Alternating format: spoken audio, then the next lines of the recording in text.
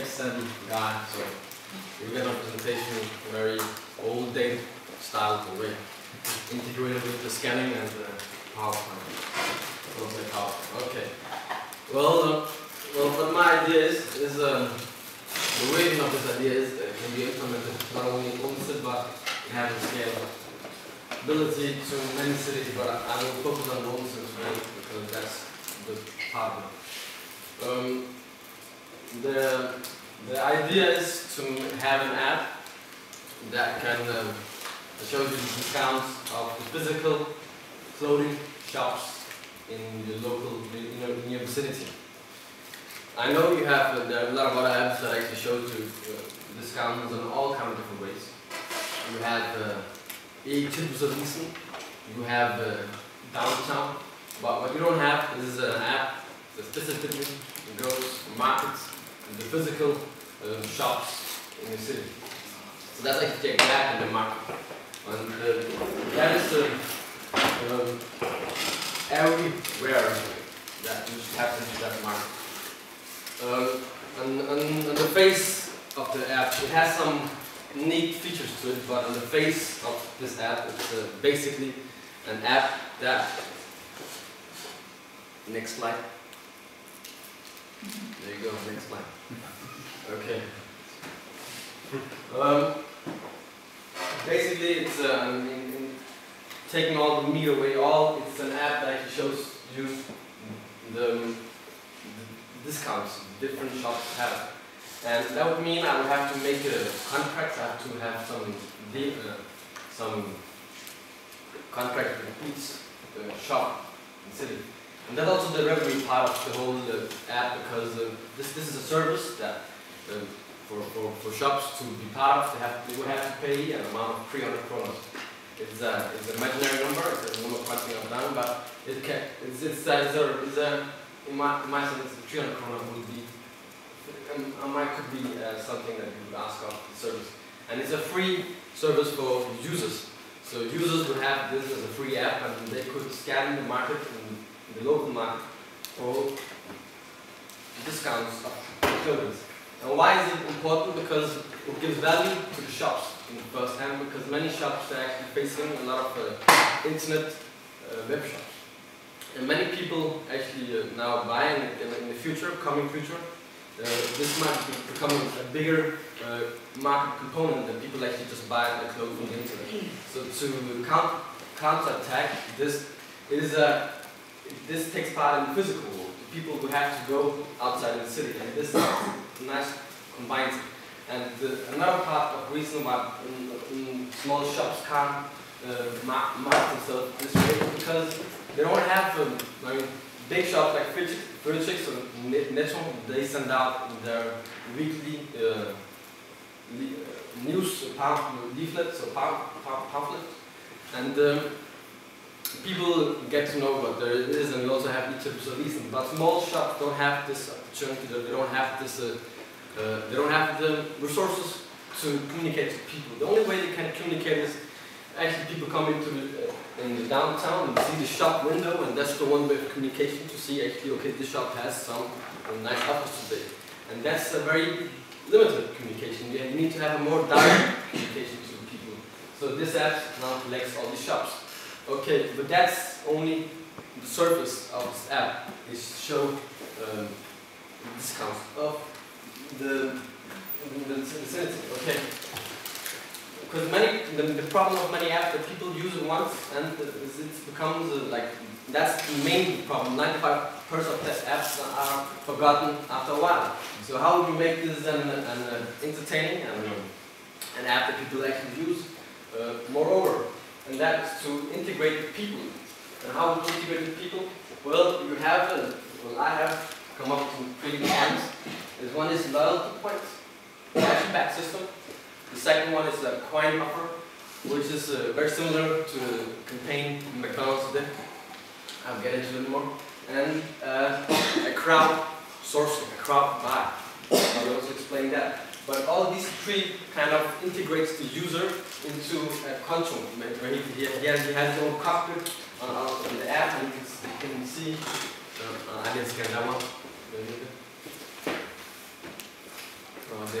Well, you will have your own personal profile where you can see a graph of how much money you've spent in the city and how much money hypothetically you would have spent if you wouldn't have this app, because this app gives you some offers, so you actually save some money. So there will be some kind of a neat way to show people what this app has actually done for you. Okay, now let me get into details. The loyalty cashback system is a way of when one person goes into a shop and he buys the thing, the shop can give him some loyalty cashback. It could be 2 person, it could be 5, it could be 7. That's something that every shop can determine by themselves. And that gives the customer it gives him a motivation to buy from a shop, not from the internet. Or it gives him his favorite shop. He knows he's gonna buy from there anyway.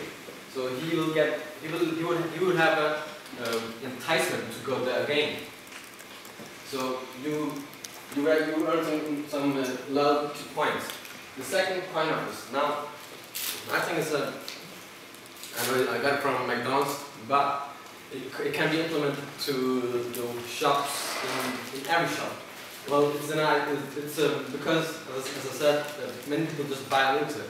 What is actually the psychological motivation for people to go, the physical work, the amount of work they have to do, take the bus or the car to go into the city? It's a huge load of work. So there have to be some reward system for people to actually make that effort, because you have an alternative that's much easier.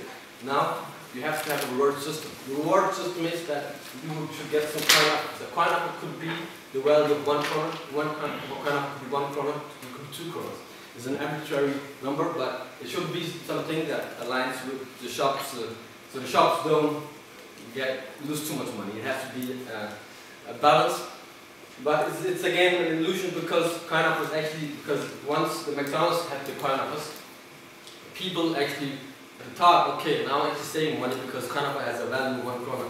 Now people, at the end of the campaign, McDonald's actually earned more money than they actually did before they had the Coinoffers. So it's actually an illusion to people that think that they can get a Coinoffers, but in the end they actually spend more money. So there will be some limit to maybe 100 Coinoffers, and some other limits that you have to buy something else, but Coinoffer system. And the third system is a crowdsourcing.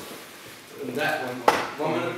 Yeah. Okay. Crowdsourcing is a campaign that if you have a friend, or there should be a chat system on the app that you can see people nearby with the same app. So, in instance, if you want to buy something for Jack and Jones, and you can write in the same app that people who have the same app, you can send out a message that I'm going to buy something, and you can other interested parties, they can join you in, and you can get a collective discount. And the way it all works is tied up. That's the offers discount. You can get into it, and you in the shop, and you press on what you want. And that's the loyalty point. You can choose how many loyalty points you want to spend. There's the Coinoffers, how many Coinoffers you want to spend. And that's the last thing of crowd buy. And also, you don't have to sign up to anything, because that's also something that people don't like to sign up. So you don't have to sign up to anything. You only have to, the shop that is part of it, they will have a PIN code. So the PIN code is you put in, and they will register. And it will be run on a web service that gathers all the data, and once the shop has put on the PIN word, the information here will go down to web service and to the shop, and everyone is happy.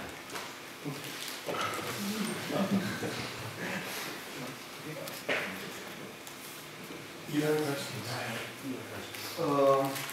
How are the shops going to provide the items on sale? Yeah, parallel to this app, there will be a web service where they can. It could be 2 ways. They could have the app themselves. They can photograph the stores, and they will provide. Every shop will have a profile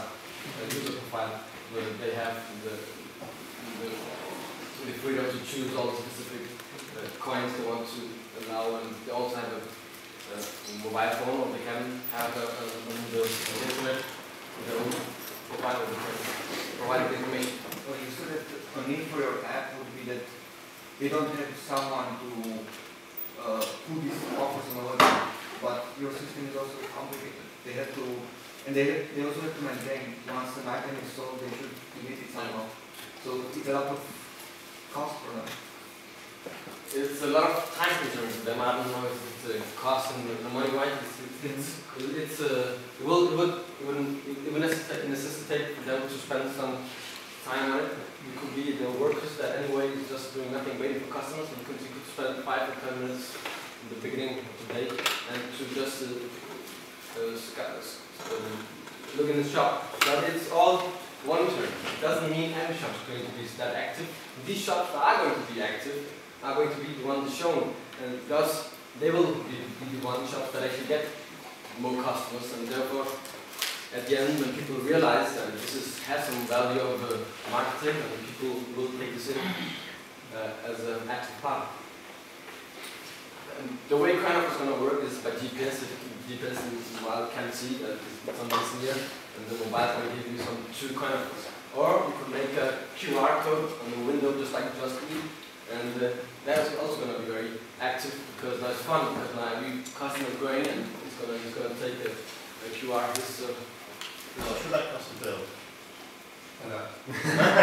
It would be very expensive. Yeah. So what to do QR? No, build the whole system. You're taking 300 crowns sign-up fee from each store. How much are you charging per month? Or how much are you charging for every upload of information? Nothing. But That's that's 300 crowns. actually a compliment. You should go to Bestseller, one of the big distributors, and pitch that game. Bestseller, who's Bestseller? They own James Jones and basically every clothing store. But then you should be very, very prepared to have really analyze the business model. To document it, it will provide a lot of. Yeah, how to do that exactly? Yeah, we'll talk about that. Look at all the other ones like this out there, Stampit, Groupon. I mean, in the States there are like hundreds of these things. There is a lot of case studies out there. I'm not sure what the Danish market is. He's on the market, there is a whole market for it. And there's a place for it. And